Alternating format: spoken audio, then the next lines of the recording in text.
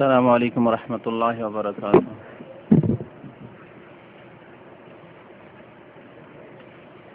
إن الحمد لله نحمده ونستعينه ونستغفره ونعوذ بالله من شرور أنفسنا ومن سيئات أعمالنا. من يهده الله فلا مضل له ومن يضلله فلا هادي له.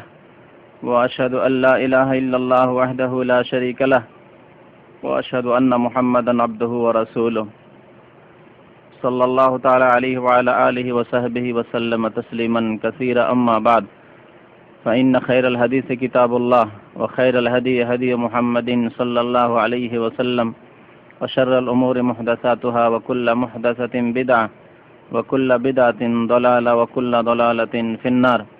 أما بعد، فأعوذ بالله من الشيطان الرجيم. بسم الله الرحمن الرحيم.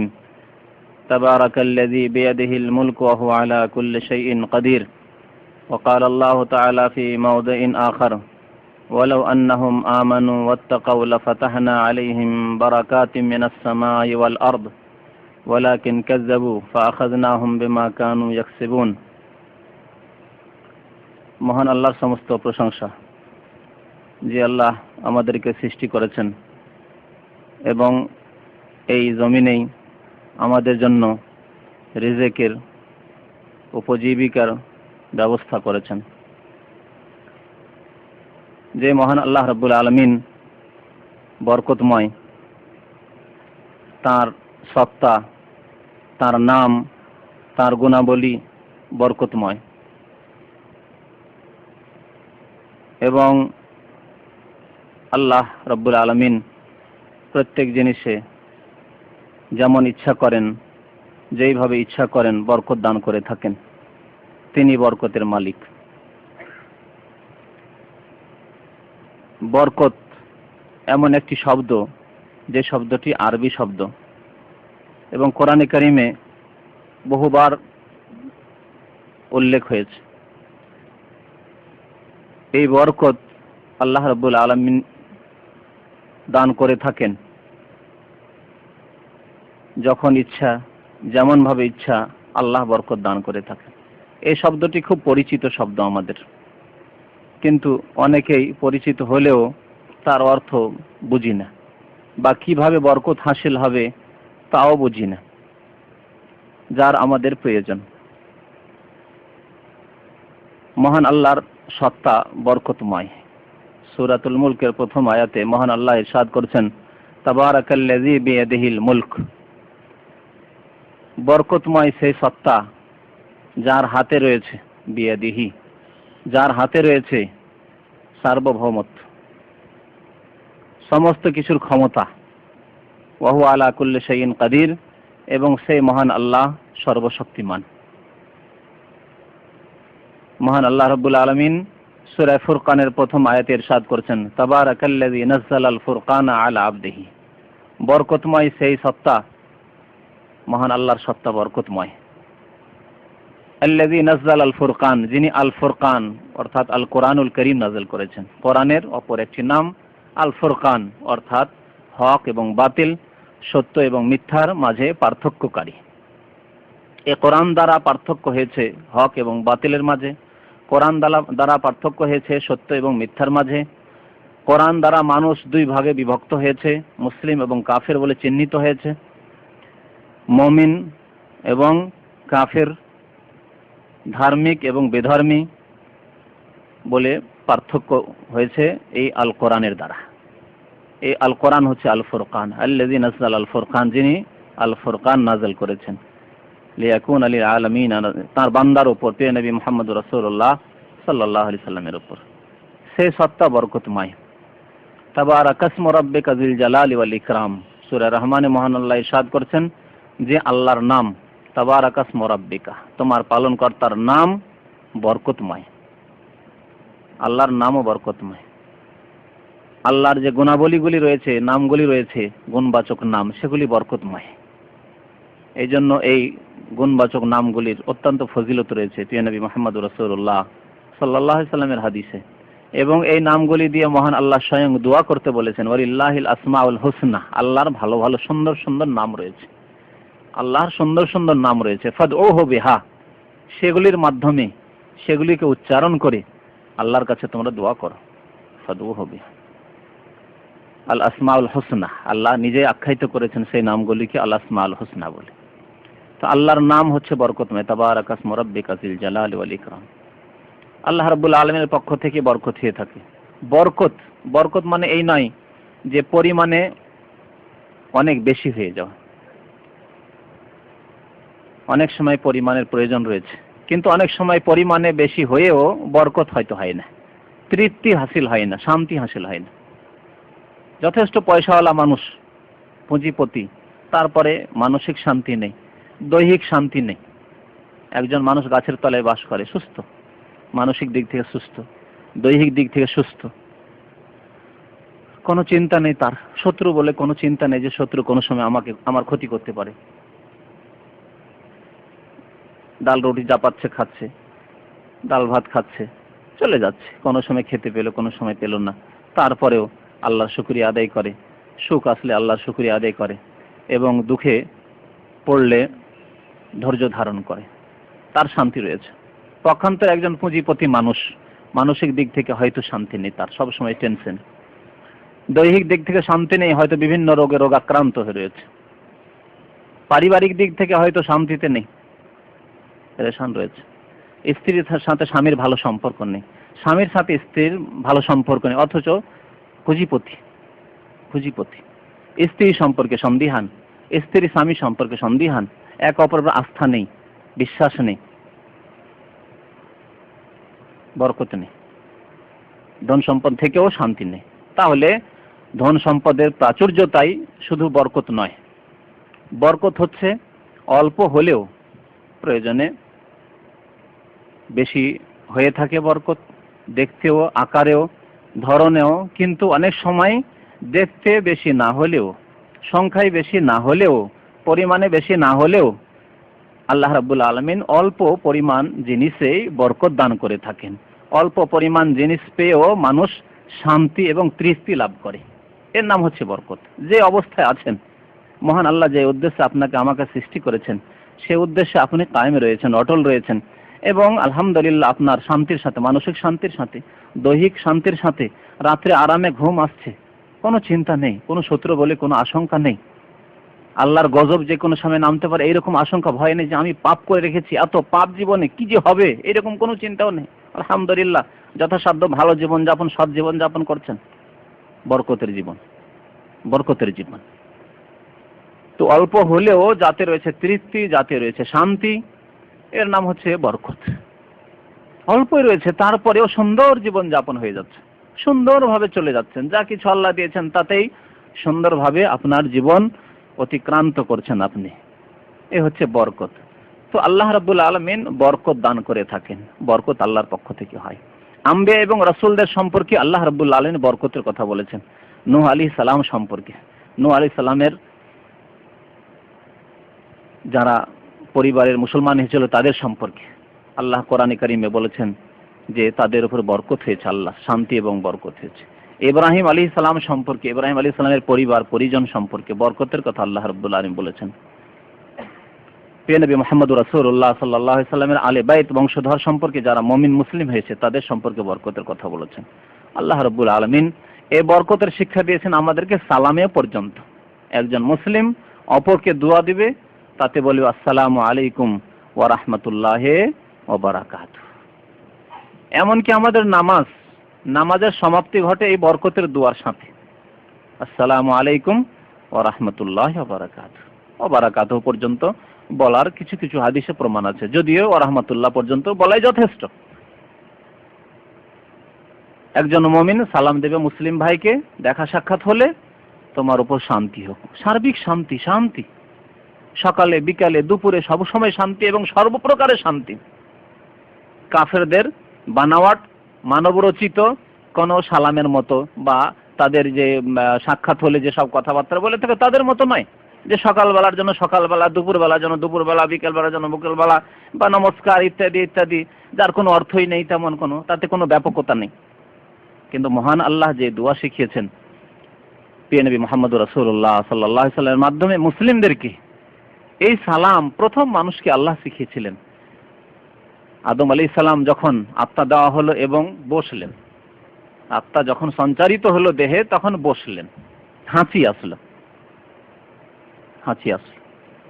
বলেন আলহামদুলিল্লাহ। ফেরেশতারা বললেন ইয়ারহামুকাল্লাহ। ফেরেশতারা জবাব দিলেন, আশেপাশে ফেরেশতারা ছিলেন।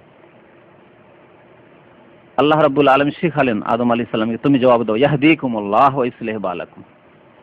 যাও, এই যে তারপরে আল্লাহ রাব্বুল আলামিন আদেশ হলো, এই যে ফেরেশতারা বসে আছে, ইযহাব ইলা হাওলাই নাফার মিনাল মালায়েকা, এই যে ফেরেশতাদের দল বসে আছে সেখানে যাও আদম, গিয়ে তাদেরকে সালাম দাও। তখন তো কোনো মানুষ ছিল না, আদম আলাইহিস সালাম প্রথম মানুষ, তাকে সালাম দাও। সালাম দিলেন আসসালামু আলাইকুম ওয়া রাহমাতুল্লাহি ওয়া বারাকাতুহু। জবাব দিলেন ফেরেশতারা প্রথম মানুষকে, ওয়া আলাইকুমুস সালাম ওয়া রাহমাতুল্লাহি ওয়া বারাকাতুহু। বরকতের তো বরকত যদি না থাকে কোনো জিনিসে, তো তার প্রাচুর্যতা থেকেও, পরিমাণ বেশি থেকেও, সংখ্যায় গণনায় বেশি থেকেও শান্তি হাসিল হয় না। এরকম অনেক মানুষ আছে, স্ত্রী একটির জায়গায় দুটি তিনটি আছে, শান্তি নেই, শান্তি নেই। ধন সম্পদ যথেষ্ট আছে, যত প্রয়োজন তার চেয়ে অনেক বেশি আছে, দু চার পিঁড়ি খেতে পারবে, শান্তি নেই। বাড়ি একটি না, 5টি 7টি বাড়ি, যেখানে থেকে বিভিন্ন শহরে বাড়ি, শান্তি নেই। কেন শান্তি নেই? বরকত নেই। তাহলে বরকতের উপায় খুঁজে নিতে হবে। একজন মুসলিম বরকত খুঁজবে তার পালনকর্তার কিতাব মহাগ্রন্থ আল কোরআনে। বরকত কোথায় রয়েছে, বরকতের উৎস কোথায়, কি কাজ করলে বরকত হাসিল হবে, কোরআনে কারীম অধ্যয়ন করবে এবং খুঁজবে, ওইভাবেই চলবে, জীবনযাপন করবে যাতে বরকত হাসিল হয় কোরআনের আলোকে। বরকতের উপায় খুঁজবে প্রিয় নবী মুহাম্মদ রাসূলুল্লাহ সাল্লাল্লাহু আলাইহি সাল্লামের হাদিস শরীফে। প্রথম বরকতের উপায়, কয়েকটি বরকতের উপায় নিয়ে আজকে আলোচনা করব সংক্ষেপে। বরকতের প্রথম উপায় হচ্ছে ঈমান এবং আল্লাহ ভীরুতা, তাকওয়া। ঈমান, আল্লাহর প্রতি অটল বিশ্বাস, যে বিশ্বাসকে কোনো শক্তি ছিনিয়ে নিতে পারে না। এমন ঈমান যে ঈমানকে কেউ খরিদ করে নিতে পারে না, যে ঈমানকে কেউ অস্ত্রের দ্বারা ছিনিয়ে নিতে পারে না, লুণ্ঠন করতে পারে না। এমন আল্লাহ ভীরুতা, এমন তাকওয়া, যে সেই তাকওয়ার কারণে তার ভিতরের অবস্থা এবং বাইরের অবস্থা সমান। যার মধ্যে তাকওয়া রয়েছে, আল্লাহ ভীরুতা রয়েছে, তার বাহ্যিক অবস্থা এবং আভ্যন্তরীণ অবস্থা একই রকমের, দুই রকম ফিগার তার পাবেন না, যে ভিতরে একরকম উপরে একরকম, এক জায়গায় এক রকমের চেহারা আর এক জায়গায় আরেক রকম চেহারা। যখন একটু ইসলামিক পরিবেশে বসলো, মুসলিম ভাইদের সাথে বসলো, যখন একটু ধার্মিক লোকদের সাথে বসলো, তখন তার ভাষা পরিবর্তন, ইসলামিক ভাষা। যেহেতু মুসলমান জাতিগত, সে জানে যে কি কি টার্মগুলো ব্যবহার করতে হবে। ইনশাআল্লাহর জায়গায় ইনশাআল্লাহ, বিসমিল্লাহর জায়গায় বিসমিল্লাহ, সুবহানাল্লাহর জায়গায় সুবহানাল্লাহ, আসসালামু আলাইকুমের জায়গায় সালাম আলাইকুম। দেখেছেন এক শ্রেণীর লোকদেরকে, হ্যাঁ, তখন সেগুলি। আর যখন ফাসেকদের সাথে বসলো, যখন বদ প্রকৃতির মানুষের সাথে বসলো, যখন নাস্তিকদের সাথে বসলো, তাদের সাথে বসতেও তার অসুবিধা নেই। তাদের সাথে যখন বসলো, তখন তাদের মতো তার ভাষা চেঞ্জ, পুরো নাস্তিক, তখন আর আস্তিক নাই, তখন মুআহিদ নাই। মুশরিকের সাথে বসলো, কবর পূজারীর সাথে বসলো, তখন তাদের মতো না, এরকম নাই। ঈমান, একে বলে ঈমান। কাফেরের পরিবেশে থাকলো ইনশাআল্লাহ, যেখানে ইনশাআল্লাহ, আলহামদুলিল্লাহ আলহামদুলিল্লাহ, বিসমিল্লাহ বিসমিল্লাহ বলবে। কাফের পরিবেশে থাকলে একজন মুসলিম রয়েছে আসসালামু আলাইকুম ওয়া রাহমাতুল্লাহ, এমন নাই যে কাফের, এই যে সংখ্যাগরিষ্ঠ কাফের, এখানে কি সালাম বলা যায় না, চুপচাপ থাকো, এখানে জানতে দিতে হবে না, মুসলিম মুসলিম বলে জানতে দিতে হবে না, এইরকম নাই। আজকের এক শ্রেণীর মুসলমান রয়েছে। আমাদের এক ভাই বলছিলেন যে এক লোক কোন কাফেরের পরিবেশে থাকতো, তার স্ত্রীকে সেখানে প্রথম নিয়ে গেছে। সে এতদিন পর্যন্ত যে ব্যাচেলর থেকেছে জানতে দেয়নি কাউকে যে আমি মুসলিম, লুকিয়ে রেখেছে, গোপনে রেখেছে। তার স্ত্রী গিয়েছে, মুসলিম তো জানি না, কথায় কথায় মহিলা প্রকাশ করে দিতে পারে যে আমরা জাতিতে মুসলমান। স্ত্রীকে সাবধান করেছে, দেখো এতদিন পর্যন্ত আমি থাকি কিন্তু কেউ আমাকে চেনে না যে আমি মুসলমান, সুতরাং তুমি ওখানে থাকবে, জানতে দেবে না কাউকে, যাতে করে কোনো কেউ টের না পায় যে আমরা মুসলমান। কি হচ্ছে মুসলমানের অবস্থা? এ নিফাক, এ মুনাফিকি, ইসলামকে গোপনে রাখা, আল্লাহ সত্য দিনকে লুকিয়ে রাখা, ভয়ে ভীত। কার ভয়? আল্লাহর ভয় নয়, গায়রুল্লাহর ভয়, শিরক। তো ঈমান, যে ঈমানকে কেউ কেড়ে নিতে পারে না, না আগুনের দ্বারা কেড়ে নেওয়া যায়, না অস্ত্রের দ্বারা কেড়ে নেওয়া যায়, না ধন সম্পদ দিয়ে কেড়ে নেওয়া যায় ইমানকে। ধন সম্পদ অল্প পয়সা দিয়ে আজকাল খরিদ করে নেওয়া যায় এক শ্রেণীর মুনাফিকদেরকে, নামধারী মুসলিমদেরকে। তো ইমান এবং তাকওয়া, আল্লাহ ভীরুতা, আল্লাহর ভয় থাকলে সব সময় একই রকম আপনি গুনাহ থেকে বাঁচবেন, যে কোনো পরিবেশে থাকলে গুনাহ থেকে বাঁচবেন। নামাজ পড়বেন, যে কোনো পরিবেশে থাকলে নামাজ পড়ি, এমন নয় যে মক্কা মদিনায় এসেছি 2-4 দিন উমরা এসেছি নামাজটা পড়ি, রমজান মাসে এসেছি একটু নামাজটা পড়ি, সৌদি আরবে আছি নামাজটা পড়ি, যখন দেশে গেলাম আর নামাজ নেই, বাবা মায়ের সামনে আছি তখন নামাজ পড়ি, হ্যাঁ একটু ধার্মিকতা দেখায়, আর যেখানে কেউ চেনবে না সেখানে সব রকম গুনার কাজ করি না। তাকওয়ার পরিপন্থী। তো বরকতের প্রথম উপায় হচ্ছে, যদি বরকত চায় কোনো মুসলিম, কোনো মানুষ, তাহলে তার ঈমানকে অটল করতে হবে, মজবুত, আর তাকওয়া নিয়ে আসতে হবে, আল্লাহ ভীরুতা। মহান আল্লাহ কোরআনে কারিমে সূরা আরাফের আয়াত নম্বর 66 তে ইরশাদ করেছেন, ওয়ালাউ আন্নাল আহলাল কুরা আমানু ওয়াত্তাকাউ, যদি জনপদের লোকেরা, শহরের লোকেরা, পৃথিবীর লোকেরা আমানু বিশ্বাস স্থাপন করত, ঈমান নিয়ে আসতো, ওয়াত্তাকাউ এবং তাকওয়া অবলম্বন করত, আল্লাহকে তারা সত্যিকার ভয় করত, মানুষকে ভয় করত না, আল্লাহকে ভয় করত, গায়রুল্লাহকে ভয় করত না, আল্লাহকে ভয় করত, আল্লাহর দাসত্ব স্বীকার করত, আল্লাহর বিধানকে মেনে চলত, লাফাতাহনা আলাইহিম বারাকাতিম মিনাস সামাই ওয়াল আরদ, তাহলে আমি খুলে দিতাম, লাফাতাহনা অবশ্যই আমি খুলে দিতাম, বারাকাতিন বরকতের দরজাগুলি, আল্লাহ বহুবচন ব্যবহার করেছেন, একটি দরজা আল্লাহর কাছে নেই, বারাকাতিম মিনাস সামাই আকাশের বরকতের দরজাগুলি, ওয়াল আরদে এবং জমিনের পৃথিবীর বরকতের দরজাগুলি, আকাশের বরকতের দরজা খুলে দিতাম আর জমিনের বরকতের দরজা খুলে দিতাম। যখন যতটা বৃষ্টির প্রয়োজন ততটা বৃষ্টি দিয়ে আল্লাহ বরকত নাযিল করতেন, যখন যতটা মাটি থেকে জমিন থেকে পানির প্রয়োজন ততটা পানি দিয়ে, নদীর পানি দিয়ে, সমুদ্রের পানি দিয়ে ততটাই বরকত আল্লাহ দান করতেন। কিন্তু কি হচ্ছে আজকাল, প্রয়োজনের অনেক বেশি আল্লাহ রাব্বুল আলামিন বরকত নয় বরং আল্লাহ গজব নামিয়ে দিয়েছেন আকাশ থেকে, বৃষ্টির প্রয়োজন বৃষ্টিতে ভর্তি, বৃষ্টি আর বৃষ্টি, পানির প্রয়োজন নেই জমিনে, আল্লাহ রাব্বুল আলামিন বন্যা দিয়ে দেশকে ভাসিয়ে দিচ্ছেন, বাড়ি ঘর সব ভেসে যাচ্ছে, ডুবে যাচ্ছে। বরকত না আল্লাহর আযাব? কেন এই আযাব, বরকত কেন নেই? আল্লাহ বলছেন আমি বরকতের দরজা খুলে দেব। ঈমান এবং তাকওয়া আছে। ঈমানের পরিপন্থী হচ্ছে কুফর, অস্বীকার করা। ঈমানের পরিপন্থী হচ্ছে শিরক, শিরকে লিপ্ত।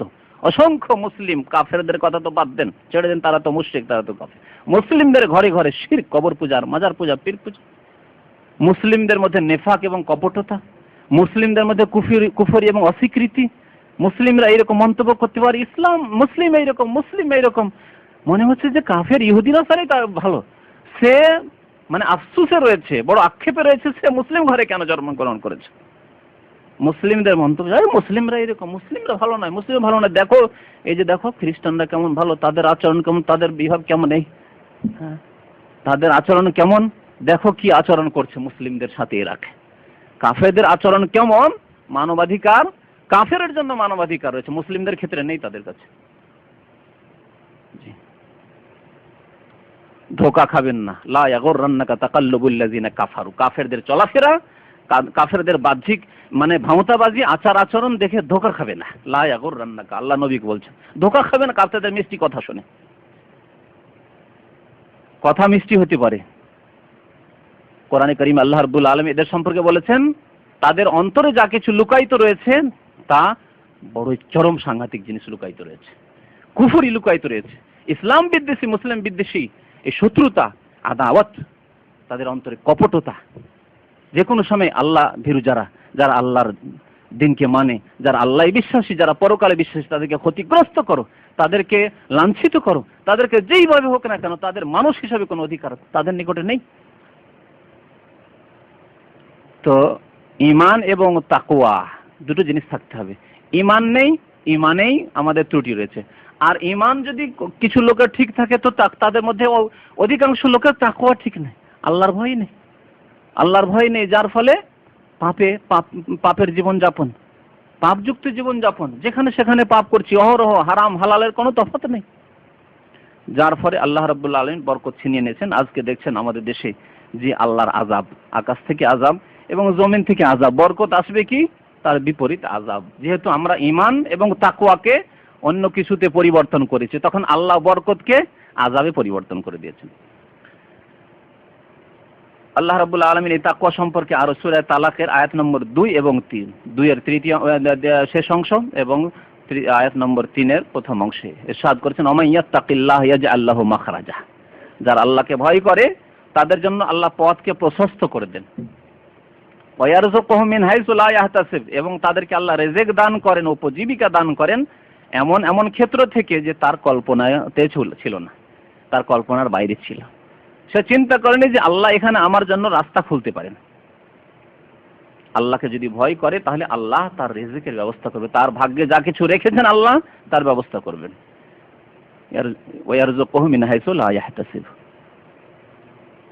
আর আল্লাহ রাব্বুল ওয়া মান ইয়াত্তাকিল্লাহ ওয়া মান ইয়াতাওয়াক্কাল আলাল্লাহি ফাহুয়া হাসবুহু। তারপর আল্লাহ রাব্বুল তাওয়াক্কুলের কথা বলেছেন। তো এই প্রথম উপায় সম্পর্কে সংক্ষেপে বলছিলাম যে ঈমান এবং তাকওয়া। দ্বিতীয় উপায় হচ্ছে আল্লাহর প্রতি আস্থা থাকতে হবে। মুমিন কর্ম করবে কিন্তু তার পরিণতি আল্লাহর জন্য ছেড়ে দেবে। কাজ কর্ম করতে হবে, আল্লাহ কর্ম করতে বলেছেন। লাইসা লিল ইনসানি ইল্লা মা সাআ। মানুষ পাবে না, কিছুই পাবে না কি ছাড়া? ইল্লা মা সাআ, তার প্রচেষ্টা ছাড়া কিছুই পেতে পারেন না। চেষ্টা করলেন না, মেহনত করলেন না, আপনি চান ফল হবে, গাছ লাগাতে হবে। আম খেতে হলে আমের গাছ লাগাতে হবে, লিচু খেতে হলে লিচুর গাছ লাগাতে হবে। বাগান থেকে কিছু চাইলে বাগান প্রথম লাগাতে হবে। চাষবাস করতে হবে, কিছু ফসল চাইলে জমি পড়ে থাকলে হবে না, খালি জমি। তাহলে মেহনত করতে হবে, তাহলে আল্লাহ রাব্বুল আলামিন দেবেন। তাহলে মেহনত করার পরে মেহনতের ফল হবে কি না হবে এই জিনিসটি মানুষের হাতে আল্লাহ ছেড়ে দেননি, এটি আল্লাহর হাতে। আপনি কর্ম করেছেন, মেহনত করেছেন, এখানে পৌঁছেছেন রুজি রিজিকের জন্য, দেশ ছেড়ে বিদেশে পৌঁছেছেন, পাসপোর্ট করেছেন, আপনি ভিসা লাগিয়েছেন, টাকা পয়সা খরচ করেছেন, এখানে পৌঁছেছেন, ইকামা করেছেন, ইত্যাদি ইত্যাদি। তারপরে কাজে লাগার চেষ্টা করেছেন, কাজের ফল হবে কি না হবে না আল্লাহ জানে কি হবে, সেটা আল্লাহর কাজ। আপনাকে মেহনত করতে হয়েছে, বিনা মেহনতে ঘরে বসে থাকবেন আর বলুন আল্লাহ রিজিকের দ্বার খুলে দেবেন না, হবে না। তো তাওয়াক্কুল মানে আল্লাহর প্রতি আস্থা রাখা মেহনতের পরে, পরিশ্রমের পরে। এই জন্য আল্লাহ রাব্বুল আলামিন নামাজ শেষ হয়ে গেলে পৃথিবীতে বেরিয়ে যেতে বলেছেন, ছড়িয়ে যেতে বলেছেন। ফাইজা কুদিয়াতিস সালাতু ফান্তাশিরু ফিল আরদ। বিশেষ করে জুমার দিন ছুটির দিন আমরা ডিউটি করি না। তারপরে আল্লাহ বলছেন যখন নামাজ শেষ হয়ে যাবে তখন বেরিয়ে যাও। মনে করো না যে সারাদিন ছুটির দিন তো সারাদিন ঘুমায়, এক শ্রেণীর লোকেরা সারাদিন ঘুমায়, এমন ঘুমায় যে জুমার নামাজও পাই না। প্রত্যেক দিন জুমার নামাজে প্রথম কাতারে থাকলে দেখতে পাবেন, দ্বিতীয় রাকাত হয়ে যাচ্ছে, তারপর দৌড়িয়ে এক শ্রেণীর লোকের আসছে দেখলো যে নামাজ পাওয়া যাচ্ছে না, কিছু লোক ফিরেই চলে গেল হয়তো। হ্যাঁ, আর না হলে কি করে, ইমামের আগেই দাঁড়িয়ে যায়, ওর নামাজই হবে না, কোন রকম করে এসে সালামটা পেলেই হলো। কি করে তাহলে এইসব লোকেরা? নিশ্চয়ই ঘুমায়, এমন ঘুমায় যে জুমার নামাজও ছুটে যায়। আর কত লোক আছে যারা ঘুমাতেই আছে জুমার নামাজ হয়ে গেল, মুসলমান তারা, হিন্দু ইহুদি খ্রিস্টান নয় তারা। না, আল্লাহ রাব্বুল আলামিন বলেছেন ফাইজা কুদিয়াতিস সালাত, নামাজ শেষ হয়ে গেলে শুধু ঘোরাফেরা করো, সারাদিন ওই মার্কেটে ঘোরো আর ভিড় ভাড় করে এই বাজারে, না, তাও আল্লাহ বলেন ফান্তাশিরু ফিল আরদ, পৃথিবীতে ছড়িয়ে পড়ো। ওয়াবতাগু মিন ফাদলিল্লাহ, আল্লাহর ফজল, আল্লাহর রিজিক, আল্লাহ যে উপজীবিকা রেখেছেন তা সন্ধান করো। ওয়াবতাগু মিন ফাদলিল্লাহ, এবং সেখানেও আল্লাহকে স্মরণ রাখবে। ওয়াজকুরুল্লাহ কাসীরা, সেখানেও আল্লাহকে বেশি বেশি স্মরণ রাখবে যাতে করে হারাম ভক্ষণ না করো, হারাম ধন সম্পদ যাতে করে তুমি আয় উপার্জন না করো। তো আল্লাহ রাব্বুল আলামিন তাওয়াক্কুল করতে বলেছেন। এই তাওয়াক্কুল অর্থাৎ আল্লাহর প্রতি ভরসা। কথায় আমরা বলি আল্লাহ ভরসার কথা, অনেকেই বলি, কিন্তু কাজে কর্মে আল্লাহর প্রতি ভরসা করিনি। আল্লাহর প্রতি ভরসা করতে হবে যে সবকিছু আল্লাহর পক্ষ থেকে হয়। যখন আপনি নিজেকে মেহনত করার পরে আল্লাহ তোমার উপর সবকিছু ছেড়ে দিলেন। আল্লাহ অন্তরের মালিক, অন্তরের খোঁজ খবর রাখেন। বান্দা মেহনত করলো, করার পরে মনে করে যে সে কিছুই করতে পারে না, তার দ্বারা কিছুই হতে পারে না শুধু মেহনত ছাড়া, মেহনতটুকু করেছে, তাহলে আমাকে দিতে হবে, আমার দায়িত্ব। মনে রাখবেন এই যে অন্তরে মানুষের এই যে খেয়ালটা আসলো যে আল্লাহ তোমার উপরে ভরসা, অন্তর থেকে ভরসা, কথাই নাই, শুধু অন্তর থেকে প্রথম ভরসা। আল্লাহ রাব্বুল আলামিন খোঁজ খবর রাখেন। এই সূরা মুলকের আয়াত নম্বর 14 আল্লাহ রাব্বুল আলামিন বলছেন কারো সম্পর্কে আল্লাহ রাব্বুল আলামিন গাফেল নন, সবার খোঁজ রাখেন। কেন খোঁজ রাখবেন না? অথচ তিনি সৃষ্টি করেছেন। আলা ইয়ালামু মান খালাকা, আল্লাহ বলছেন আলা ইয়ালামু মান খালাকা, যিনি সৃষ্টি করেছেন তিনি কি জানেন না? যিনি সৃষ্টি করেছেন তিনি কি জানেন না যে কাকে আমি সৃষ্টি করেছি, কাকে খেতে দিতে হবে, কে আছে, কতজন আছে? অমুকের পরিবারে 10টা ছেলে দিয়েছি, খেতে দিতে হবে, আল্লাহ জানেন না?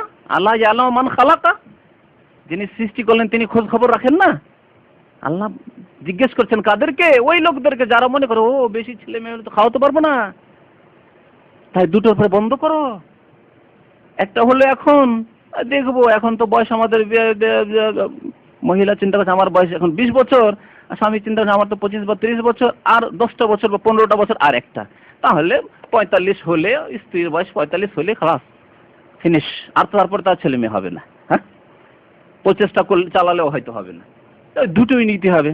তাই 15 বছর গ্যাপ বা 10 বছর গ্যাপ।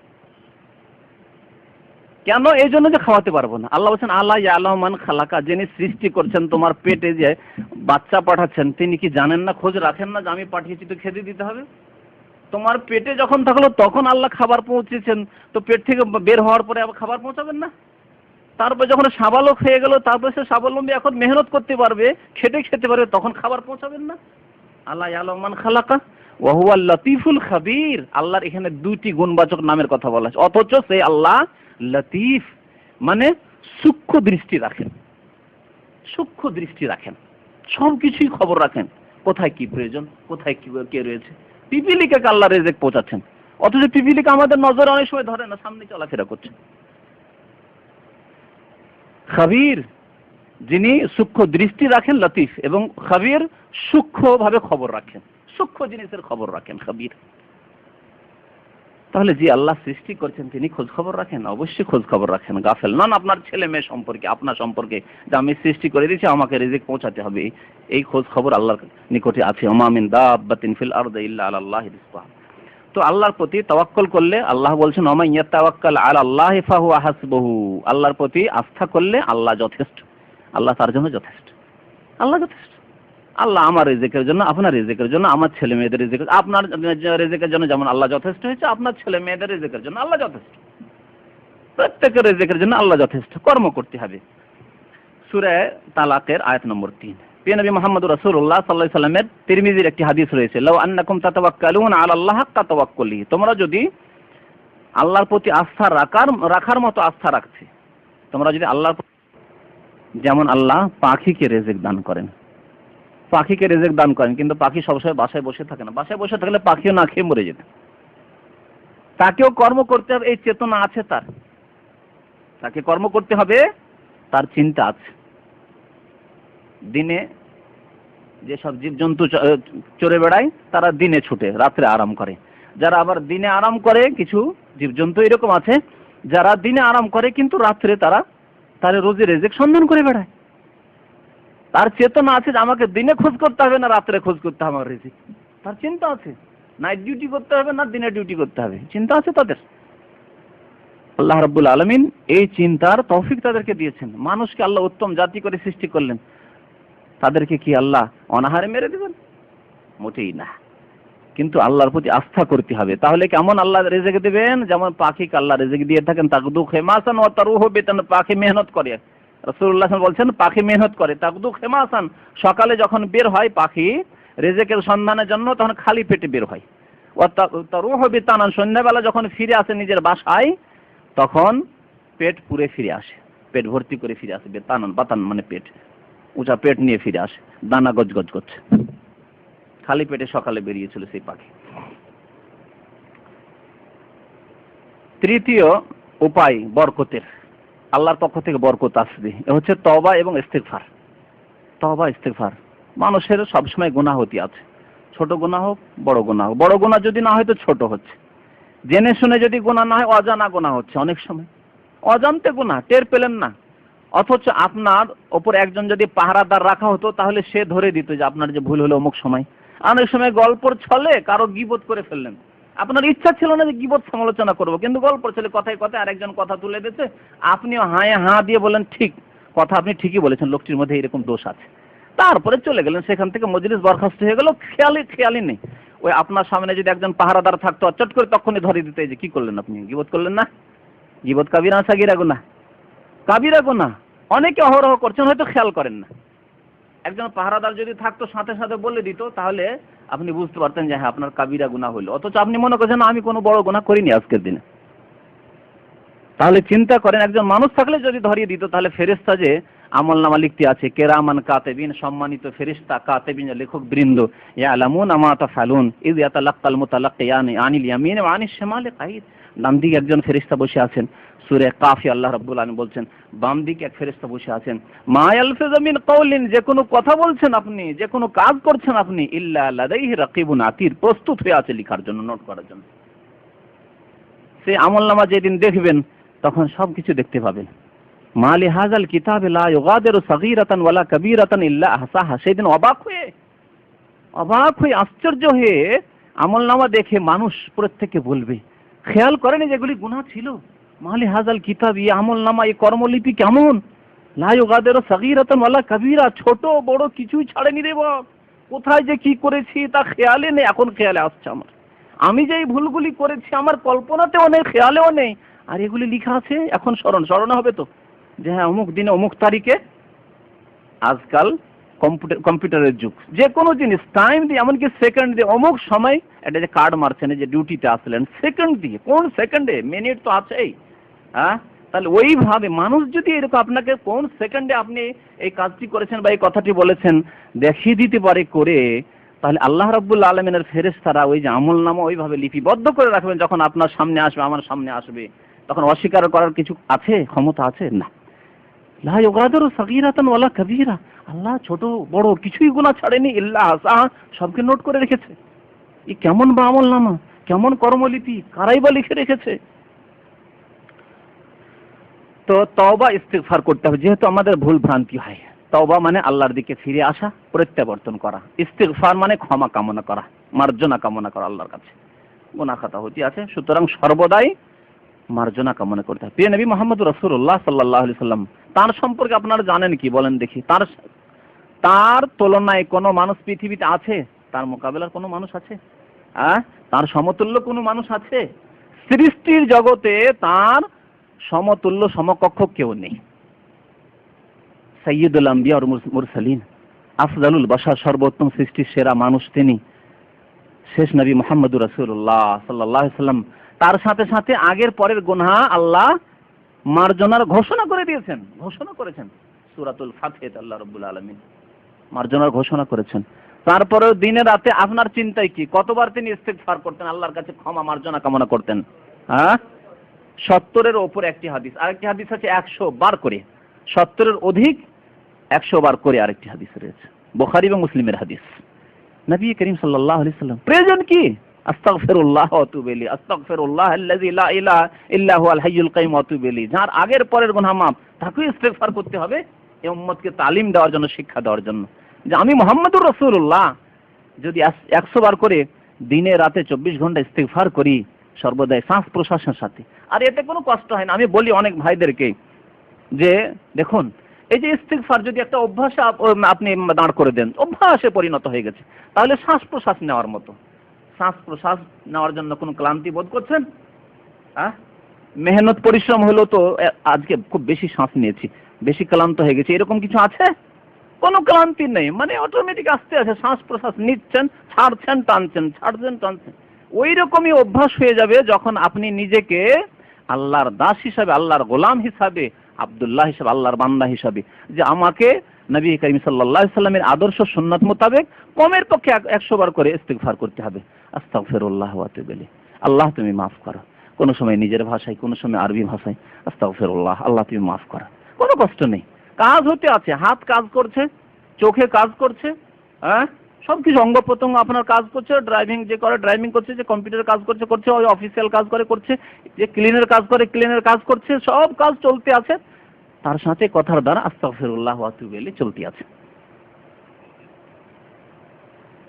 আল্লাহর কাছে ক্ষমা চাইছেন আপনি, নবী করিম সাল্লাল্লাহু আলাইহি ওয়াসাল্লামের সুন্নতের উপর আমল হলো, এবং বরকতের যে একটি গুরুত্বপূর্ণ উপায়, যেই উপায়ের কথা আল্লাহ রাব্বুল আলামিন হাজার হাজার বছর আগে, শুধু এই দ্বীনে ইসলামের 1400 বছর আগের কথা নয়, এই কথা হযরত নূহ আলাইহিস সালামের জামানায়, আজকে থেকে প্রায় 8 থেকে 10,000 বছর আগের ঘটনা, নূহ আলাইহিস সালামের ঘটনা। নূহ আলাইহিস সালামের জামানায় নূহ আলাইহিস সালাম 950 বছর তার সম্প্রদায়কে দ্বীনের দাওয়াত দিয়েছিলেন এবং তাদেরকে দাওয়াত দিতে গিয়ে একসময় বলেছিলেন ফাকুলতু, নূহ আলাইহিস সালাম বলেছেন সূরা নূহ, ফাকুলতু, আমি আমার উম্মতদেরকে বলেছিলাম, আমার জাতিকে বলেছিলাম, ইস্তাগফিরু রাব্বাকুম, তোমরা তোমাদের পালনকর্তার কাছে মার্জনা কামনা করো, ক্ষমা চাও, ইস্তিগফার করো, গুনার মাফ চেয়ে নাও, ভুল হচ্ছে ভুল থেকে তওবা করো, মার্জনা কামনা করো। ইন্নাহু কানা গাফফারা, আল্লাহর নাম হচ্ছে গাফফার, ক্ষমাশীল। তাহলে আল্লাহ কি করবেন? ইউরসিলিস সামা আলাইকুম মিদরারা, এবং তার উপকারিতা ফায়দাগুলিও তিনি সংক্ষেপে বর্ণনা করেছিলেন যে আল্লাহর কাছে যদি ক্ষমা কামনা করো, মার্জনা কামনা করো, তাহলে আল্লাহ কি করবেন? ইউরসিলিস সামা আলাইকুম মিদরারা, আকাশ থেকে আল্লাহ মুসুলধর বৃষ্টি দান করবেন। প্রয়োজন রয়েছে বৃষ্টির, প্রয়োজন মোতাবেক আল্লাহ রাব্বুল আলামিন বৃষ্টি দান করবেন। ইউরসিলিস সামা আলাইকুম মিদরারা, বৃষ্টি না হলে ফসল জন্মাবে না, গাছে ফল ধরবে না, খেতে পাবে না মানুষ, টাকা পয়সা বুকে নিয়ে মরে যাবে কিন্তু খেতে পাবে না বৃষ্টি ছাড়া। প্রথম আল্লাহর নিয়ামতের কথা বলছেন, ইস্তিগফার করো তো আল্লাহ দেবেন ইউরসিলিস সামা আলাইকুম মিদরারা, আকাশ থেকে আল্লাহ মুষলধার বৃষ্টি দান করবেন। ওয়া ইউমদিদকুম বিআমওয়ালিন ওয়া বানিন, এবং আল্লাহ তোমাদের সাহায্য করবেন, ইউমদিদকুম সাহায্য করবেন, বিআমওয়াল ধন সম্পদ দিয়ে, বিভিন্ন রকমের ধন সম্পদ, আমওয়াল বলেছেন আল্লাহ, শুধু মাল বলেন, বিভিন্ন রকমের ধন সম্পদ দিয়ে, ওয়া বানিনা, এবং সন্তান সন্ততি দিয়ে, সন্তান সন্ততির প্রয়োজন, ধন টাকা পয়সা নিয়ে করবেন কি? একটিও যদি ছেলে না থাকে, মেয়ে না থাকে, কিছুই না থাকে, সন্তান সন্ততি না থাকে, কি করবেন? হ্যাঁ, এক শ্রেণীর লোকেরা শুধু পয়সাই পয়সাই করে, আর ছেলে মেয়েদের ক্ষেত্রে ওয়ানিহা, বেশি না, দুটো, আর ধনের ক্ষেত্রে 10 লাখ, 10 মিলিয়ন, 20 মিলিয়ন, কতটা হলে শেষ আশা পূরণ হবে? আশা পূরণ হওয়ার নয়। নবী করিম সাল্লাল্লাহু আলাইহি ওয়াসাল্লামের কথা সত্য, লাউ কানা লিবনে আদম ওয়াদিয়াল মিন মালিন, যদি আদম সন্তানকে 2টি মাঠ ভর্তি করে আমি সোনা দানা দিয়ে দিই, ধন সম্পদ দিয়ে দিই, তাহলে কি করবে? লাবতাকা সালেসান, তৃতীয় আরেকটি মাঠ চাই। হ্যাঁ, বাংলাদেশ হয়েছে, এখন ভারতটাও চাই সোনা ভর্তি। হ্যাঁ, লাবতাকা সালেসান ওয়ালা ইয়ামলাউ জাওফা ইবনে আদম, আদম সন্তানের পেট ভরবে না ইল্লা তুরাব, মাটিতে না গেলে মরবে, কবরে যাবে, এই 3.5 হাত জায়গায়, তখন পেট ভরবে, না হলে মন ভরবে না তার। ওয়ালা ইয়ামলাউ জাওফা ইবনে আদম ইল্লা তুরাব ওয়া ইয়াতুবুল্লাহু আলা মান তাবা, তবে যে তওবা করবে আল্লাহ তার তওবা কবুল করবেন, নবী করিম সাল্লাল্লাহু আলাইহি ওয়াসাল্লামের হাদিস। কিন্তু ছেলে মেয়েদের ক্ষেত্রে না, ও দুটো হয়ে গেছে, আর বেশি না, আর পারা যায় না, বিরক্ত হয়ে গেলাম। মহিলারা বলে বিরক্ত হয়ে গেলাম, আর পারছি না, আর পারছে না। মা ফাতেমা রাদিয়াল্লাহু তাআলা আনহা পেরেছেন, মা খাদিজা রাদিয়াল্লাহু তাআলা আনহা পেরেছেন, সাহাবিয়াতরা পেরেছেন। আপনার আইডিয়াল মহিলা কে? তেমনি আপনাকে পারতে হবে। ইবাদত, আপনার ছেলে মেয়ে লালন পালন করা ইবাদত, মায়ের ইবাদত, সওয়াব রয়েছে। সুন্নত নামাজ পড়ার চাইতে, তাহাজ্জুদ নামাজ পড়ার চাইতে অনেক বেশি সওয়াব পাবেন ছেলে মেয়ে মানুষ করে, মনে রাখবেন, যেহেতু এটি ফরজ দায়িত্ব, ফরজ দায়িত্ব। তো তওবা ইস্তিগফারের ফায়দা সম্পর্কে আল্লাহ বলেছেন, ওয়াইমদিদকুম বিআমওয়ালিন ওয়া বানিন ওয়া ইয়াজআল লাকুম জান্নাত, আল্লাহ তোমাদেরকে বাগান দেবেন, বাগানও দেওয়ার ওয়াদা করছেন আল্লাহ। তওবা ইস্তিগফার করো, বরকত, বরকত হলে মানুষ বাগান চায়।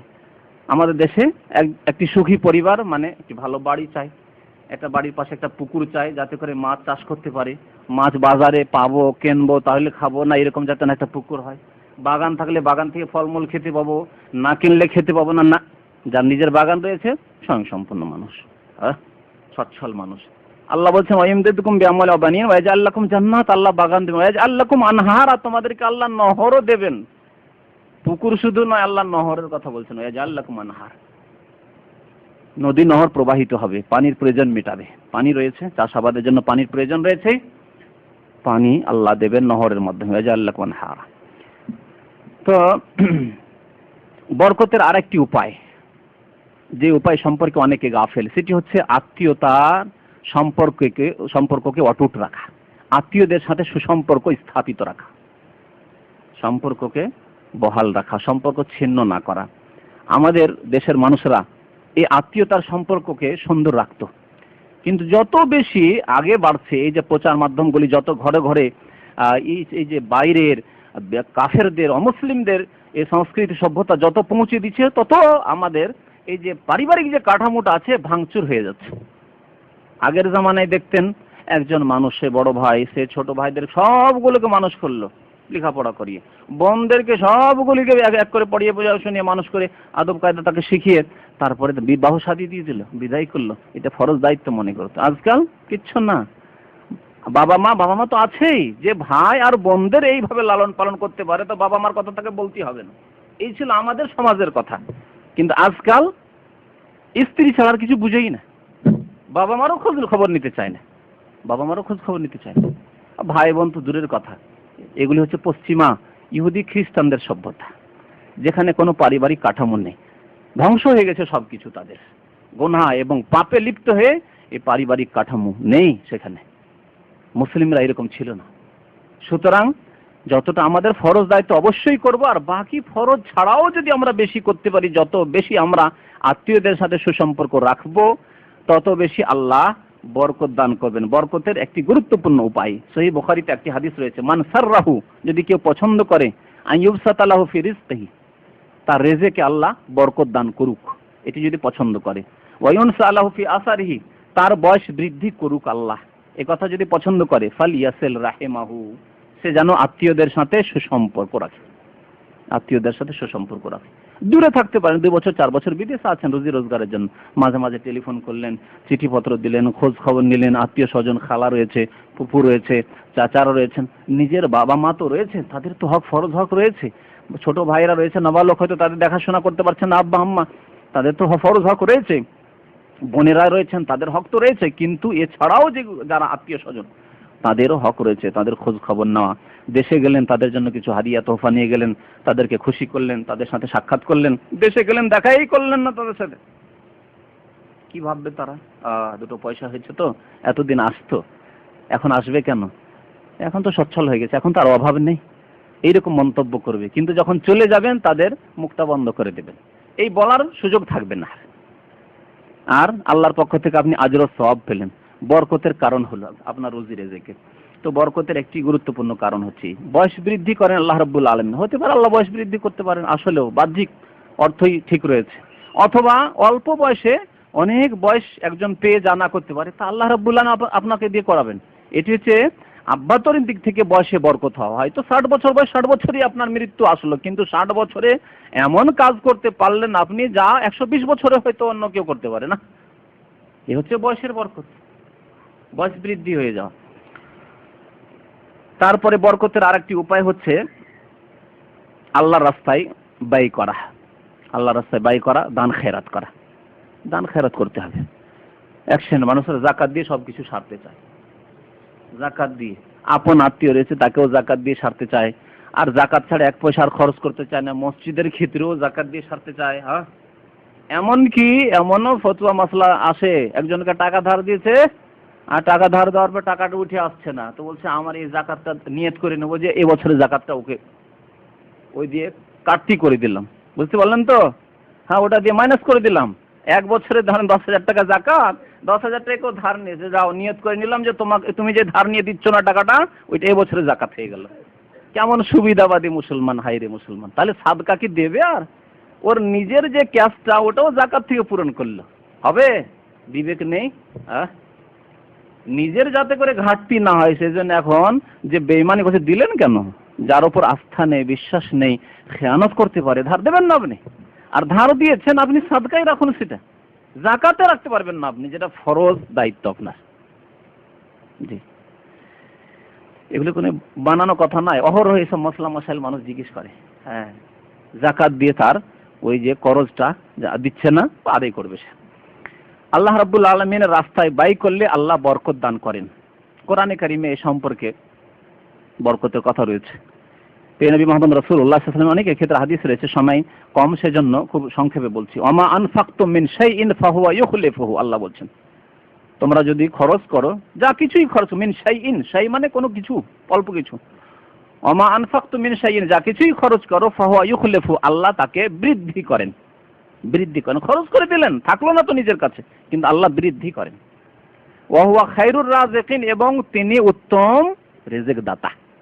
খরচ করে দিলেন, আশঙ্কা টাকাটা ছিল এই মাসে এত টাকা আমি দান করে দিলাম, তাহলে তো অভাব হয়ে যেতে পারে, কিছু তো জমা করতে পারলাম না, মান্থলি যেটা আমি কিছু জমা করি বাঁচাই, সেটা তো আর বাঁচলো না, আল্লাহ তাই বলছেন ওয়া হুয়া খায়রুর রাযিকিন, আল্লাহ তো বৃদ্ধি করেন, তারপরে আল্লাহ উত্তম রিজিক দাতা, খায়রুর রাযিকিন। বাবার মতো নয় যে ছেলেকে খাওয়াবে, কিছুদিন খাওয়াবে, সাবালক হলে যাও করে খাও, এখন বিবাহ দিয়ে দিচ্ছি আর পয়সা দিতে পারবো না তোমাকে, যাও তুমি নিজের ব্যবস্থা নাও। অথবা একটু হয়তো বাবাকে অসন্তুষ্ট করলে যাও তাড়িয়ে দেবো বাড়ি থেকে, রাখবো না তোমাকে বাড়িতে। হ্যাঁ, আল্লাহ কি তা করছেন? কত বিরুদ্ধাচরণ করছেন, কত গুনাহ করছেন, তারপরেও খেতে দিচ্ছেন আল্লাহ রাব্বুল আলামিন। ওয়া হুয়া খায়রুর রাযিকিন, তিনি উত্তম রিজিক দাতা। প্রিয় নবী মুহাম্মদুর রাসূলুল্লাহ সাল্লাল্লাহু আলাইহি ওয়াসাল্লামের একটি দোয়া রয়েছে এই ক্ষেত্রে, এই দোয়াটি ফেরেশতাদের দোয়া।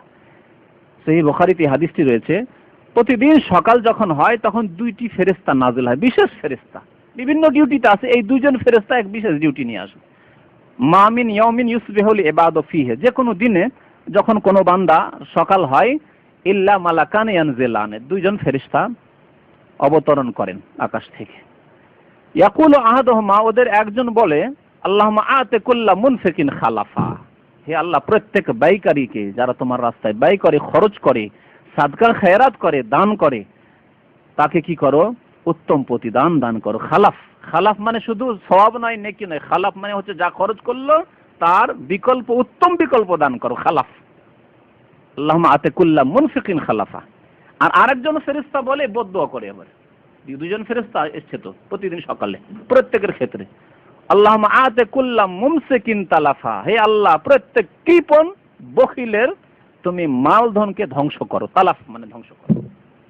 আল্লাহুম্মা আতি কুল্লা মুমসিকিন তালাফা, এই দুই ফেরেশতা সারা দিন দোয়া করতে থাকে। জি, তো আল্লাহর রাস্তায় খরচ করলে বরকত হয়, বরকত হয় আল্লাহর পথে হিজরত করলে। আল্লাহর সন্তুষ্টির জন্য হিজরত করতে হবে, পেটের জন্য নয়।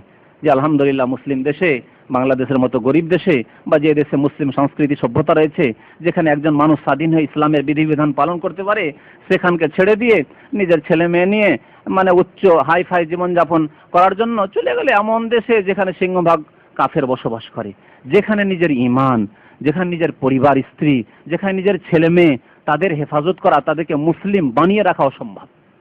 কি মনে করেন আপনি পশ্চিমা দেশগুলি সম্পর্কে? সেই দেশে একজন ধার্মিক লোকও যদি যায়, স্পষ্ট ভাষায় বলছি, সে যদি খুব বেশি গ্যারান্টি দেয় তার সম্পর্ক দিতে পারে, তারপর আমাদের অনেক ভাই বলেছেন যে সেও ধীরে ধীরে ঢিল হয়ে যায়, তারও বাঁধন কি হয়ে যায়? ঢিলা হয়ে যায়। তার যে যেটুকু ধর্মীয় বাঁধন রয়েছে ও বাঁধনও ঢিলা হয়ে যায়। আর সে যদি বাঁধনকে মজবুত রাখতেও পারে যে না আমি মুসলমানের বাচ্চা, মুসলমান, আমি মুসলমান থাকবো, ঠিক আছে, সে থাকতে পারে, কিন্তু তার ছেলে মেয়ে অসম্ভব, অসম্ভব যে ছেলে মেয়েকে সে মুসলিম করে রাখবে। মুসলিম মানে শুধু বলবে যে জাতিতে আমি মুসলমান, বাস, তার ছেলে মেয়েকে মুসলিম করে রাখবে। আর তার ছেলে মেয়ে বলবে না যে এটা আমার বয়ফ্রেন্ড, আর মেয়ে বলবে যে এটা আমার, মেয়ে বলবে যে আমার এটা বয়ফ্রেন্ড, আর ছেলে বলবে এটা আমার গার্লফ্রেন্ড। এই কথা যে তার সামনে বলবে না, এর গ্যারান্টি দিতে পারবে কোনো মানুষ? অসম্ভব, অসম্ভব। আর যদি বলে তোমার না, বাংলাদেশে বা যে কোনো মুসলিম দেশে যদি এইরকম কথা বলে, প্রথম কথা বলার সাহস নেই, গার্জেনের সামনে বলার সাহস আছে কোনো ছেলে মেয়ের, সাবালক সাবালিকা ছেলে মেয়ের, যে বাবার সামনে গিয়ে বলবে, মাকে বলবে যে মা আমি আজকে নিয়ে এসেছি আমার গার্লফ্রেন্ড নিয়ে এসেছি, আমার বয়ফ্রেন্ড নিয়ে এসেছি, বলার ক্ষমতা আছে? কোনো ক্ষমতা নেই আমাদের সমাজে, মুসলিম সমাজে, যদিও নামে মাত্রই সেখানে ইসলাম থাক না কেন, কিন্তু অসম্ভব সেই পরিবেশে বলা। কিন্তু সেখানে যখন বলবে, আর বললে তার ব্যবস্থা নিতে পারবেন আপনি, সেসব দেশে ব্যবস্থা নিতে পারবেন আর যেখানে মুসলিম সংস্কৃতি সভ্যতা রয়েছে। কিন্তু যেখানে আপনাকে বলবে এইরকম ভাষা, ব্যবস্থা নিতে পারবেন? আর যদি ব্যবস্থা নেন তো আপনাকে লাল ঘর দেখিয়ে দিবে, দেখতে হবে লাল ঘর আপনাকে। জি, আপনাকে জেলে চলে যেতে হবে, বলবে যাও তোমাদের ব্যক্তি স্বাধীনতায় বাধা দিয়েছে, তোমাদের যৌন স্বাধীনতায় বাধা দিয়েছে, যাও তোমরা যা ইচ্ছা তাই করা। জি, সুতরাং একে হিজরত, হ্যাঁ, পেটের জন্য, পেটে আলহামদুলিল্লাহ খেতে পাচ্ছিলেন, কিন্তু আপনি যাবেন এমন দেশে, যে দেশে গিয়ে আপনি নিজেকে কুফরিতে ডুবিয়ে দিবেন, নিজেকে শিরক বিদাতে ডুবিয়ে দিবেন, নিজেকে অনইসলামিক সভ্যতায় ডুবিয়ে দিবেন, নিজের ছেলে মেয়েদেরকে জাহান্নামের পথের দিকে ধাক্কা দিয়ে পাঠিয়ে দেবেন। আর সেই দেশের নাগরিকত্ব নেওয়ার জন্য মনে হচ্ছে আকাশের চাঁদ বা আকাশের তারা, আর তার জন্য ছেলে মেয়েকে জন্ম দেওয়ার জন্য সেখানে যাবেন, উড়ে গিয়ে যে সেখানে কোন রকম গিয়ে একটা ছেলে মেয়ে জন্ম দিয়ে আসি, তাহলে ন্যাশনালিটি পেয়ে যাবো, নাগরিকত্ব পেয়ে যাবো। এভাবে মুসলমানদের চিন্তাধারা? মুসলমান এরকম চিন্তা করতে পারে ইমানকে ধ্বংস করার জন্য? কখনো না, কখনো না। তো বরকত আসবে আল্লাহর রাহে হিজরত করলে। এমন জায়গায় রয়েছেন যেখানে শিরক বিদআত কুফরি রয়েছে, ওখানে ইসলাম পালন করা যাচ্ছে না, ওখানে থাকলে হয় 18 মাইজ ভান্ডারি হয়ে থাকতে হবে, আল্লাহর ইবাদত করা যাবে না, ও কবর মাজারে যেতেই হবে, না হলে ওখানে বাস করতে দেবে না। হিজরত করেন, তখন আপনাকে সেই এলাকা থেকে তাওহীদবাদী মুসলিমদের এলাকায় হিজরত করতে হবে। হিজরত, এই হিজরত ইসলামে রয়েছে। নবী করিম সাল্লাল্লাহু আলাইহি ওয়াসাল্লামের সাহাবায়ে কেরাম মক্কা থেকে মদিনা এই জন্য হিজরত করেছিলেন, ঈমান ইসলামের হেফাজতের জন্য। তারপরে মক্কা বিজয় হওয়ার পর আর সেই হিজরত থাকেনি, কিন্তু কিয়ামত পর্যন্ত হিজরত বাকি থাকবে দারুল কুফর থেকে দারুল ইসলামে, অথবা দারুল শিরক থেকে, যেখানে শিরক কুফরি হচ্ছে, অনইসলামিক যেখানে সভ্যতা রয়েছে, ইসলাম পালন করা যাচ্ছে না, যে এলাকায় ইসলাম পালন করা যায় সেই এলাকায় হিজরত করা, সেই দেশের মধ্যে হোক অথবা সেই দেশের বাইরে হোক, কোথাও যেখানে আল্লাহ সুযোগ দেবেন। এ হচ্ছে বরকতের একটি কারণ। কোরআনে কারীমে এই বরকতের কথা আল্লাহ রাব্বুল আলামিন বলেছেন, ওয়া মান ইউহাজির ফি সাবিলিল্লাহ, যারা আল্লাহর রাহে হিজরত করবে, ইয়াজিদ ফিল আরদি মুরাগামান কাসীরান ওয়া সা, যারা আল্লাহর রাহে হিজরত করবে আল্লাহর সন্তুষ্টির জন্য, মানে এক দেশ থেকে অন্য দেশে যাবে, এক এলাকা থেকে অন্য এলাকা, ভাবছে কষ্টকর, আসলে মানসিক দিক থেকে কষ্টকর প্রথম এই পদক্ষেপ নাও, ঝুঁকি নাও, আত্মীয় স্বজন বংশ বলি সবকে ছেড়ে দিয়ে এই এলাকা ছেড়ে অন্য এলাকা চলে যাবে। আরে যদিও এরা শিরক করছে, যদিও এরা বিদআত করছে, কি করবো, থাক, চুপ থাকি, করতে পারছি না দিনের কাজ, তারপরেও থাকি। মানুষ চায় অনেক সময় কেমন করে এদেরকে ছাড়বো, আত্মীয় স্বজন বংশ বলিকে, না ছাড়েন। ওয়া মান ইউহাজির ফি সাবিলিল্লাহ, যারা আল্লাহর রাস্তায় হিজরত, আল্লাহর সন্তুষ্টির জন্য, ইয়াজিদ ফিল আরদি মুরাগামান কাসীরা, অনেক সুন্দর সুন্দর স্থান পাবে, ভালো স্থান পাবে, প্রশস্ত স্থান পাবে পৃথিবীতে। ওয়াসাআতান, এবং রিজিকে বরকত পাবে, প্রশস্ততা পাবে, রিজিকে প্রশস্ততা পাবে, আর আল্লাহর পৃথিবীতে জমিনেও জায়গা পাবে, প্রশস্ততা পাবে, সেখানে বাড়ি ঘর বাঁধবে, সেখানে গিয়ে জীবন যাপন করবে, রুজি রিজিকের ব্যবস্থা করবেন আল্লাহ রাব্বুল আলামিন। মুহাজিররা যখন মক্কা থেকে হিজরত করে আসেন, খালি হাতে হিজরত করে এসেছিলেন, আসার পরে আব্দুল্লাহ বিন আওফের ঘটনা রয়েছে, আব্দুর রহমান বিন আওফের ঘটনা রয়েছে। তার বন্ধুত্ব স্থাপন করে দিয়েছে নবী করিম সাল্লাল্লাহু আলাইহি ওয়াসাল্লাম। বন্ধু বলেন, দেখো আমার বাগান রয়েছে, অর্ধেক বাগান তুমি নিয়ে নাও, অর্ধেক বাগান আমি কি করব, তোমার তো হক রয়েছে, তুমি আমার বন্ধু। নবী সাল্লাল্লাহু আলাইহি ওয়াসাল্লাম বন্ধুত্ব কায়েম করে দিয়েছেন, অর্ধেক বাগান তোমার, আমার বাড়ির অর্ধেক তোমার, সবকিছু অর্ধাঅর্ধি করে নি। তিনি বললেন, বারাকাল্লাহু ফি আহলিকা ওয়া মালিকা, তোমার পরিবার পরিজনে ধন সম্পদে আল্লাহ বরকত দান করে, দুল্লুনি আলা সুক, আমাকে বাজার দেখিয়ে দাও, আমরা ব্যবসায়ী মানুষ, বাজার কোথায় আছে দেখিয়ে দাও। বাজার দেখিয়ে দিলেন, ওই যে মদিনার ওই দিকে বাজার আছে, বাজার দেখিয়ে দিলেন। সকালবেলা বাজারে গেলেন, সন্ধ্যাবেলা ফিরে আসছেন, যথেষ্ট লাভ হয়েছে। বাজারে ব্যবসা করে একদিনের মধ্যে এমন লাভ হয়েছে যে সন্ধ্যাবেলা কিছু পেয়েছেন, পাওয়ার পরে তারপরের দিন বিয়ের প্রস্তুতি, বিয়ে করলে। আব্দুর রহমান বিন আওফ একটু সেজে সুজে তারপরে দ্বিতীয় দিনে নবী করিম সাল্লাল্লাহু আলাইহি ওয়াসাল্লাম মজলিসে আসছেন, তো একটু মনে হচ্ছে চাকচিক্যতা বেশি।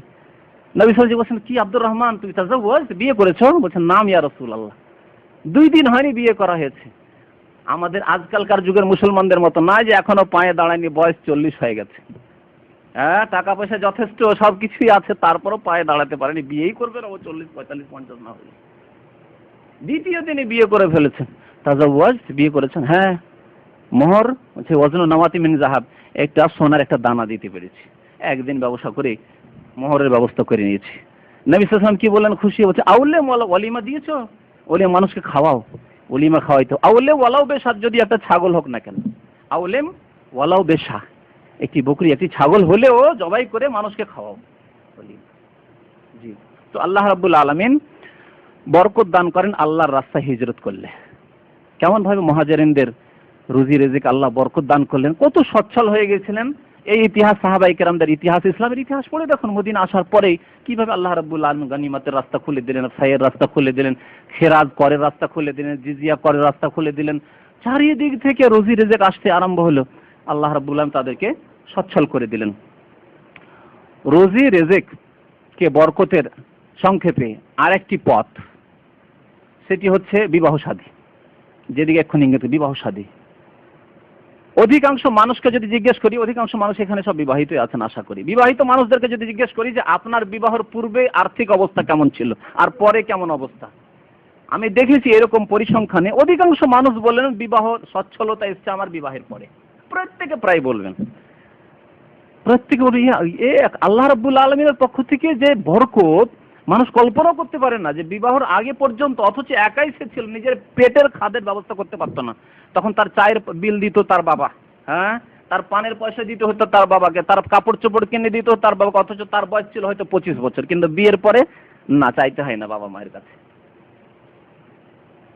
জি, সূরা নূরের একটি আয়াত পড়বেন, আল্লাহ রাব্বুল আলামিন বলছেন যে দেখো তোমরা বিবাহ করবে এবং বিবাহ শাদী দেবে, যাদের বিবাহের প্রয়োজন সহযোগিতা করো, বিবাহ শাদী দিয়ে দাও, ছেলে হোক মেয়ে হোক, সাবালক সাবালিকা তাদের বিয়ে শাদীর ব্যবস্থা করো। ইয়াকুনু ফুকারা, তারপরে আল্লাহ বলছেন তারা যদি দরিদ্র হয়ে থাকে, গরিব অভাবী, ইউগনিহুমুল্লাহু মিন ফাদলিহি, তাহলে আল্লাহ তাদেরকে আল্লাহ তার ফজল কর্মে তার অনুগ্রহে কি করে দেবেন, সচ্ছল করে দেবেন, সচ্ছল করে দেবেন। তাহলে বিয়ে একটি গুরুত্বপূর্ণ উপায়। মাজমাউজ জাওয়ায়েদ একটি হাদিসের কিতাব রয়েছে, তাতে একটি হাদিস রয়েছে স্পষ্ট ভাষায় নবী করিম সাল্লাল্লাহু আলাইহি ওয়াসাল্লাম বলেছেন তাজাওয়াজু, তোমরা বিয়ে করো, ইয়াতিনাকুম বিল আমওয়াল, তাজাওয়াজুন নিসা, তোমরা মহিলাদেরকে বিয়ে করো, তাহলে সেই মহিলারা তোমাদের কাছে ধন নিয়ে আসবে।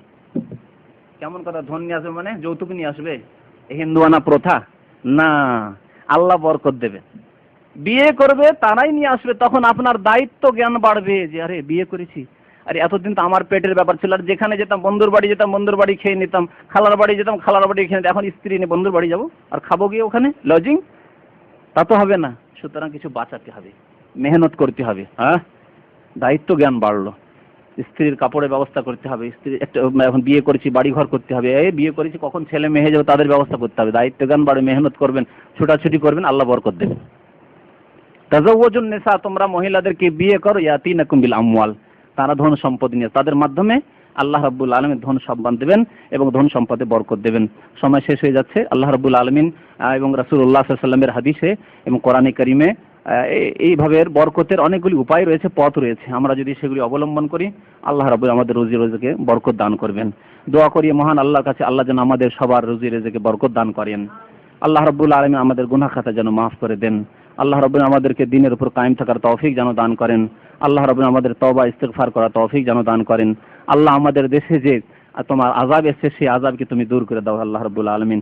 বান বন্যাকে তুমি দূর করে দাও আল্লাহ। তুমি বৃষ্টিকে আমাদের জন্য রহমত বানিয়ে দাও, আমাদের জন্য আযাব বানিয়ে দিও না। আমিন ইয়া রাব্বাল আলামিন। ওয়া সাল্লাল্লাহু